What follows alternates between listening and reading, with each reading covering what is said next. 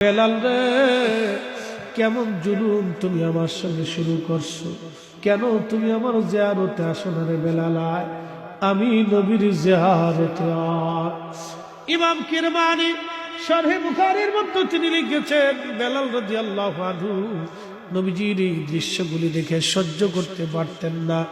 রওজা শরীফ দেখলে সহ্য করতে পারতেন না, হুজরা শরীফ দেখলে সহ্য করতে পারতেন না। তার মানে উনি ভালোবাসাটা এরকম ছিল, উনি রওজা মোবারক দেখলে উনার কলিজায় ব্যথা লাগতো, কষ্ট হতো। আল্লামা ইমাম জাইলাই নাসপুর রায়ের মধ্যে তিনি লিখেছেন, হযরত বেলাল রাদিয়াল্লাহু আনহু আবু বকরের কাছ থেকে বিদায় নিয়ে রওনা হয়ে গেলেন। আহা, হযরত ইমাম কিরমানি লিখেছেন, বেলাল রাদিয়াল্লাহু আনহু ওই দৃশ্যগুলি সহ্য করতে না পেরে চলে গেলেন তিনি মদিনা থেকে। আল্লাহু আকবার! এটা ছিল ভালোবাসা, বরদাস্ত করতে পারতেছেন। আপনারা দেখবেন কোন মা যদি সন্তান মারা যায়, দেখবেন অনেক মা সন্তানের কবরের দিকে তাকায় তাকায় কাঁদতে থাকে, সন্তানের বিছানা ধরে কাঁদে, কাপড় ধরে কাঁদে। এটা ভালোবাসা। বাবার এটা দলিল দেওয়া হয় না, এটা দলিল দেওয়া হয় না, এই ভালোবাসার দলিল দিয়ে মানা যায় না, এই ভালোবাসার দলিল দিয়ে। হযরত বেলাল চলে গেলেন, স্বপ্ন নবীজি ডাকে, বেলাল আয়। আল্লাহ নবী স্বপ্ন দেখানোর পরে বেলাল রওনা হয়ে চলে আসছে মদিনাতুল মুনাওয়ারা। ইমাম কিরমানি রাহিমাহুল্লাহ লেখেন, রওজা মোবারকে হামাগুড়ি দিয়ে দিয়ে কাঁদতেছে বেলাল, ধুলাবালিগুলি চোখে মুখে মাখাইতে লাগতেছে। রওজা মোবারকে জালি মোবারকের সঙ্গে মাথা ঠেকায় কাঁদতেছে, হুজুর আমি আসছি, গোলাম আপনার কদমে হাজির হয়ে গেছে।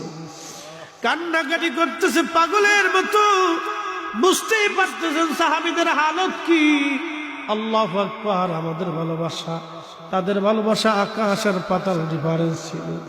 বন্ধু, এই ঘটনাটা আমি অনেকগুলি কিতাব থেকে একটা পয়েন্ট আলোচনা করেছি। হযরত শেখ আব্দুল হক মুহাদ্দিস দেহলভী রাহমাতুল্লাহ আলাইহি লিখেছেন, আল্লামা ইমাম তাকিউদ্দিন সুবকি শিফাউস সাকামের মধ্যে লিখেছেন, রওজা মুবারকে বেলাল কাঁদে।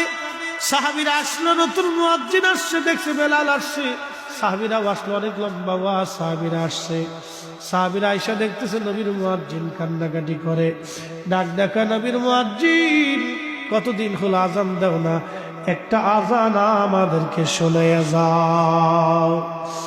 নতুন মুয়াজ্জিন, সাহাবীরা রিকোয়েস্ট করলো, কিন্তু বেলাল আযান দেয় না, রওজা মুবারকে কান্দে।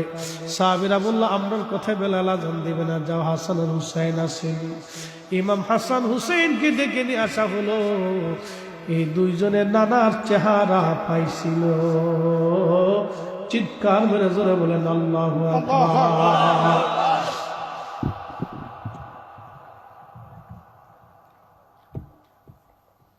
এই দুই ভাই নানার চেহারা পাইছিল।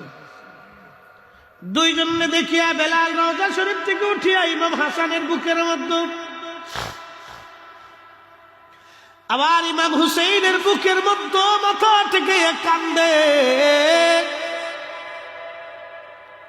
দুইজনের বুকের মধ্যে মাথা থেকে কাঁদতে লাগতেছে।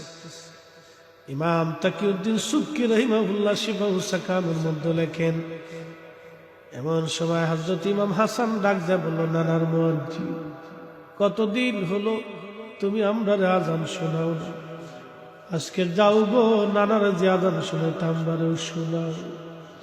আওলাদে রাসূলের হুকুম, দৌড়াইয়া চলে গেল মিনারায়, যে ছাদের উপরে দ্বারা আযান দিত। যখন আল্লাহু আকবার বলে টান দিছে, মদিনার রন্দে রন্দে আযানের আওয়াজ পৌঁছাই গেল। আশহাদু আল্লা ইলাহা ইল্লাল্লাহ বলার পরে ঘর থেকে মহিলা পুরুষ ছোট বাচ্চা কাচ্চা সব বের হইয়া কান্দে।